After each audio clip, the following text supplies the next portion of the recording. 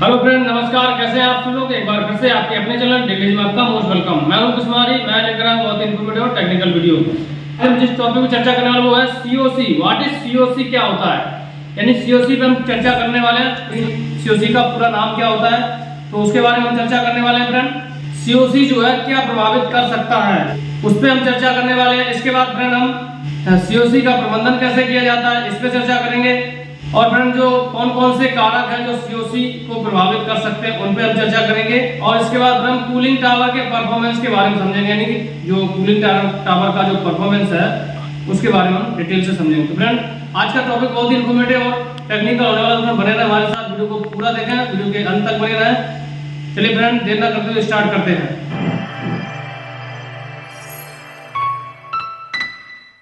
Friend आज जिस topic पे चर्चा करने वाले हैं उसमें कुछ पॉइंट हैं, एक बार उन पॉइंटों पे फोकस कर लेते हैं। उसमें पहला पॉइंट है friend, what is COC of cooling tower. तो फ्रेंड सीओसी क्या होता है उसके बारे में समझेंगे फ्रेंड। सीओसी का फुल फॉर्म क्या होता है वो समझेंगे फ्रेंड।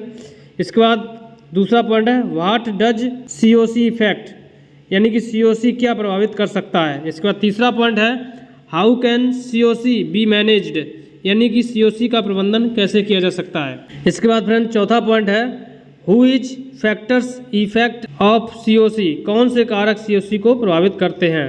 ठीक है फ्रेंड।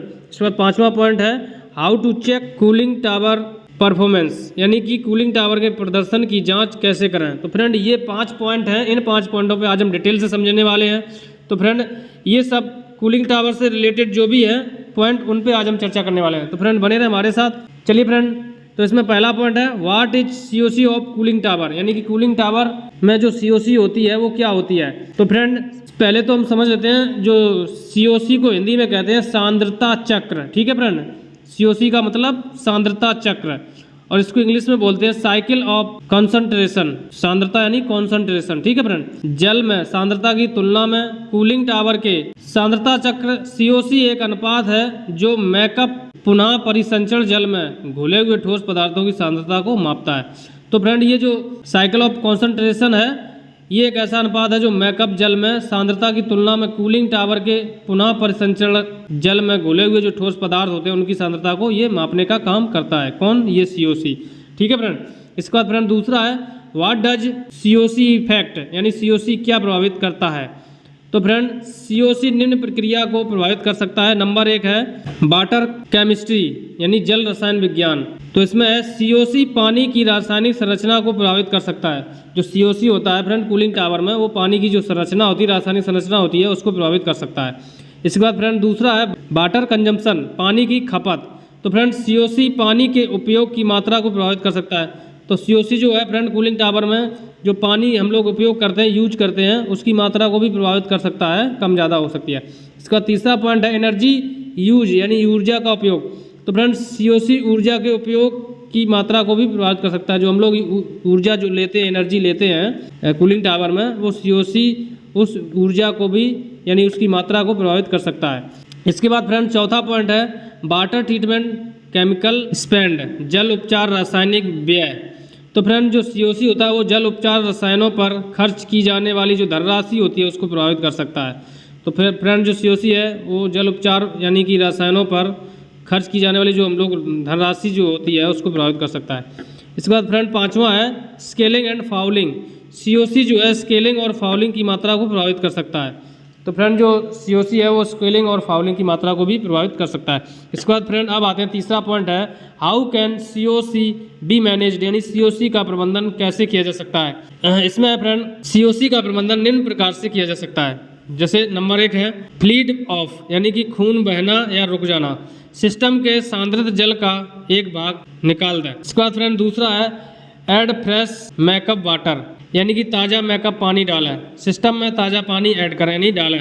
इसके बाद फ्रेंड अब आते हैं चौथा पॉइंट है, कौन से कारक सीओसी को प्रभावित कर सकते हैं, यानी कि who is factors effect of COC, यानी सीओसी को कई कारक प्रभावित कर सकते हैं, जैसे कि सामग्री की गुणवत्ता, निर्माण स्थल का स्थान, श्रम की उपलब्धता और ठेकेदार का लाभ आदि। तो फ्रेंड इसमें है सम मोर फैक्टर इफेक्टिंग सीओसी, यानी कि सीओसी को प्रभावित करने के कुछ कारक हैं जो इस प्रकार हैं। तो फ्रेंड इसमें हमने अब डिटेल में दे रहे हैं। इसमें है सामग्री की मात्रा, इसके बाद दूसरा मोर्टार या कंक्रीट का अनुपात। तो फ्रेंड इसमें जो सामग्री लगते हैं उसकी मात्रा, उस पर ये प्रभावित कर सकता है। इसके बाद मोर्टार या कंक्रीट का जो अनुपात है उस पर, प्लास्टर की मोटाई पे, पेंटिंग के कोटों की संख्या, जो पेंटिंग हम करते हैं उसमें कितने कोट हैं उनको भी प्रभावित कर सकता है। इसके बाद खुदाई की गहराई, जो खुदाई हुई है जहाँ पे कूलिंग टावर बनाया गया है उसकी गहराई पे प्रभावित। मिट्टी का प्रकार, कि मिट्टी कितने प्रकार की है उस पर भी प्रभाव पड़ सकता है। श्रम की दरें, जो दर है यानी कि जो पैसा लगाया गया है, एक दिन की आमदनी जो होती है उस पर प्रभाव डाल सकता है। 8वां पॉइंट है ठेकेदार का लाभ, जो ठेकेदार को लाभ मिलता है उस पर भी प्रभाव पड़ सकता है। इसके बाद फ्रेंड 9 पॉइंट है विविध व्यय और अन्य ऊपरी व्यय। तो फ्रेंड उसमें ये 9 पॉइंट है, इसमें सब आ गया कि विविध प्रकार का जो भी खर्चा है वो, और ऊपरी का जो खर्चा है वो वही इसमें आ जाता है। फिर इसमें निर्माण कार्य की दरों को विश्लेषण को प्रभावित करने वाले कारकों का अध्ययन सिविल वर्क्स की रेट एनालिसिस के नाम से जाना जाता है। तो इसमें जो निर्माण कार्य है फ्रेंड, उनकी दरों को विश्लेषण को प्रभावित करने वाले कारकों का अध्ययन जो है सिविल वर्क्स के रेट पर एनालिसिस के नाम से जाना जाता है। सिविल वर्क्स जो है उसके रेट्स के एनालिसिस के नाम से जाना जाता है। अब आते हैं friend how to check cooling tower performance, यानी कि कूलिंग टावर की जो परफॉर्मेंस है उसको कैसे चेक करें। ठीक है फ्रेंड, तो फ्रेंड कूलिंग टावर के प्रदर्शन की जाँच करने के लिए आप इसका तापमान, प्रवाह दर और अन्य मापदंडों को माप सकते हैं।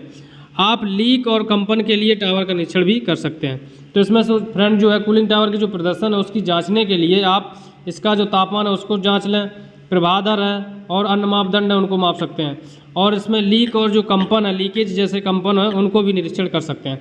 इसके बाद फ्रेंड आप आते हैं मेजरिंग परफॉर्मेंस, यानी प्रदर्शन मापना। अब आप बताते हैं कि इसकी जो परफॉर्मेंस है उसको कैसे माप सकते हैं।